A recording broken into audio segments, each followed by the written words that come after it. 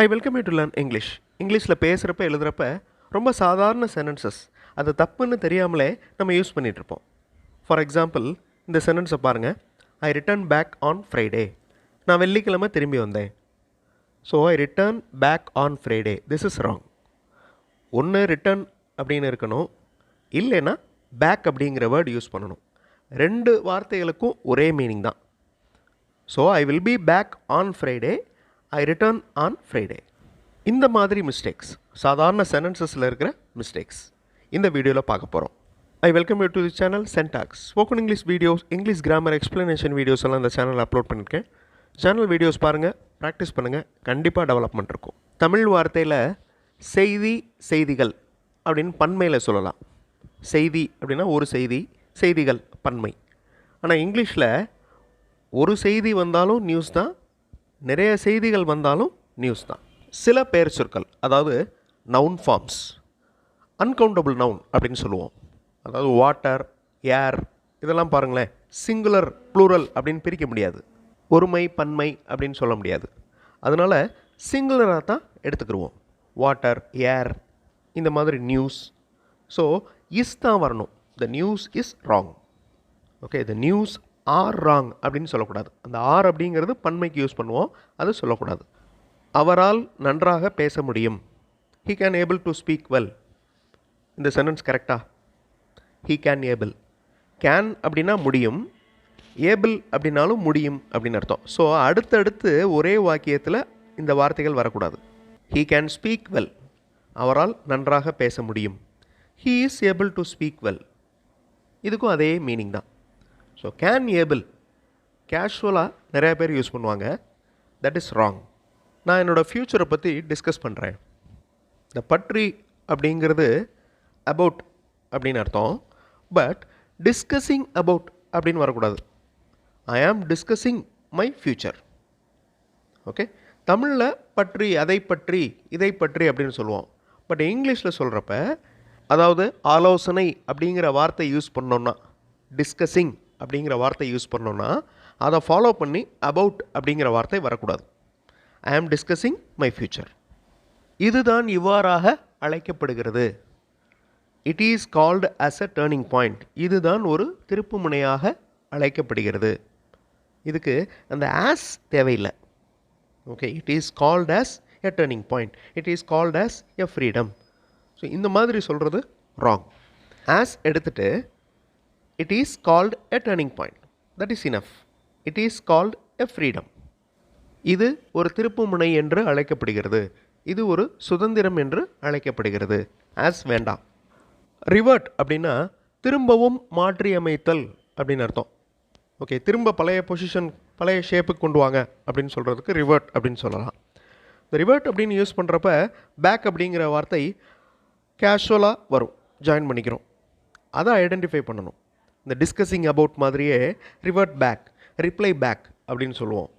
இந்த பேக் தேவையில்லை, ரிவர்ட் அப்படிங்கிற வார்த்தையே அந்த அர்த்தத்தை கொடுக்குது. So they revert him, they reply his question. ஒருத்தர் நல்ல ட்ரெஸ் போட்டிருக்கிறாரு, அவருக்கு ஏற்ற கலர் செலக்ட் பண்ணியிருக்கிறாரு, கரெக்டாக தைச்சிருக்காரு அப்படின்னு சொல்கிறதுக்கு his dressing sense is good அப்படின்னு சொல்லுவோம். ஓகே, ட்ரெஸ்ஸிங் சென்ஸ் அப்படின்னா ப்ரெசன்ட் கண்டினியூஸ் டென்ஸில் இருக்குது. அதாவது ட்ரெஸ் அணிதல், ஓகே, ஆடை அணிதல், ஆடை அணிந்து கொண்டிருக்கும் விதம் நன்றாக இருக்கிறது அப்படின்னு அர்த்தம். Okay, that is wrong. Okay, அவர் ட்ரெஸ்ஸை தான் நம்ம சொல்கிறோம், அவருடைய ட்ரெஸ் கரெக்டாக செலக்ட் பண்ணுறாரு அப்படின்னு தான் சொல்கிறோம். So his dress sense is good அப்படின்னு தான் சொல்லணும், ட்ரெஸ்ஸிங் சென்ஸ் இஸ் குட் அப்படின்னு சொல்லக்கூடாது. இது ஒரு முக்கியமான grammar mistake. The student buy all the books. நிறைய வீடியோஸில் நான் அடிக்கடி சொல்கிற ஒரு rule, simple present tense rule. அதாவது சிங்குலர் சப்ஜெக்ட் வந்துச்சுன்னா வேர்போட எஸ் ஆட் பண்ணணும். The student buy all the books, this is wrong. The student அப்படிங்கிறது சிங்குலர். த ஸ்டூடெண்ட் பைஸ், BUYS, அந்த வேர்போட எஸ் ஆட் ஆகும். அதுவே ஸ்டூடெண்ட்ஸ் அப்படின்னு இருந்துச்சுன்னா வேர்போட எஸ் ஆட் ஆகாது. The students buy. The student அப்படின்னு வந்தால் பை. முக்கியத்துவம் கொடுக்கறது, அழுத்தம் கொடுக்கறது. He emphasises. எம்ஃபசைஸ் அப்படின்னா அழுத்தம் கொடுக்கறது. ஓகே, இங்கே சிங்குலர் சப்ஜெக்ட் வந்திருக்கிறதுனால அந்த எம்ஃபசைஸ் அப்படிங்கிற வார்த்தையோட எஸ் ஆட் ஆகிருக்கு. he emphasizes. அந்த ப்ரிப்போசிஷன் தேவையில்லை. ஆன் அப்படிங்கிற அந்த ப்ரிப்போசிஷன் தேவையில்லை. he emphasizes his idea அதுவே போதும். Okay, he emphasizes on his idea அப்படிங்கிறது தேவையில்லை. I went there 5 years back. 5 வருஷத்துக்கு முன்னாடி நான் போயிருந்தேன். பேக் அப்படிங்கிற வார்த்தைக்கு பதிலாக அகோ அப்படிங்கிற வார்த்தையை தான் யூஸ் பண்ணணும். இந்த மாதிரி லாங் டேர்முக்கு அகோ அப்படிங்கிற வார்த்தையை யூஸ் பண்ணணும். இந்த சேனல்லே அகோ பிஃபோர் இந்த 2 வார்த்தைகளை பற்றி நான் எக்ஸ்பிளைன் பண்ணியிருக்கேன். அந்த வீடியோ பாருங்கள். I went there 5 years back அப்படின்னு சொல்லாமல் I went there 5 years ago. இந்த பேக் எப்போ சொல்லணும்? ஷார்ட் டேர்முக்கு சொல்லணும். Today is his marriage anniversary. That is wrong. Today is his wedding anniversary. Okay, கல்யாண நாள், வெட்டிங் அனிவர்சரி அப்படின்னு தான் சொல்லணும். மேரேஜ் அனிவர்சரி அப்படின்னு சொல்லக்கூடாது. டிட் அப்படின்னா டூ அப்படிங்கிற வார்த்தையின் பாஸ்ட் ஃபார்ம், செய்தது அப்படின்னு அர்த்தம். Okay, he did a mistake, அவர் தப்பு பண்ணிட்டாரு. He made a mistake, that is the correct thing. Okay, he did a mistake அப்படின்னு சொல்லக்கூடாது. ஹீ மேட் எ மிஸ்டேக் அப்படின்னு தான் சொல்லணும். உள்ளடக்குதல் அப்படின்னா கம்ப்ரைஸ். ஓகே, கம்ப்ரைசஸ் அப்படிங்கிறது பாருங்கள், the ப்ரைஸ் அப்படின்னு வந்திருக்கிறதுனால இங்கே கம்ப்ரைசஸ் அப்படின்னு வந்திருக்கு. சிங்குலர் சப்ஜெக்ட் இருக்கிறதுனால வேர்போட எஸ் ஆட் ஆகிருக்கு. த ப்ரைஸ் கம்ப்ரைசஸ் ஆஃப் அப்படின்னு ஒரு ப்ரிப்போஷன் ஆட் ஆகிருக்கு பாருங்கள், தட் இஸ் ராங். ஓகே, அதுவே உள்ளடக்கியது அப்படின்னு தான் அர்த்தம். இந்த ஆஃப் தேவையில்லை. The price comprises the offer. Okay, அந்த விலை தள்ளுபடியை உள்ளடக்கியது. The price comprises the offer.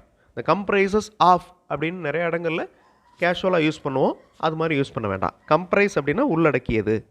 இந்த புக் நல்லா இருக்குது, இந்த புக் அந்த புக்கை விட நல்லா இருக்குது அப்படின்னு சொல்கிறதுக்கு this book is more better அப்படின்னு சொல்லுவோம்.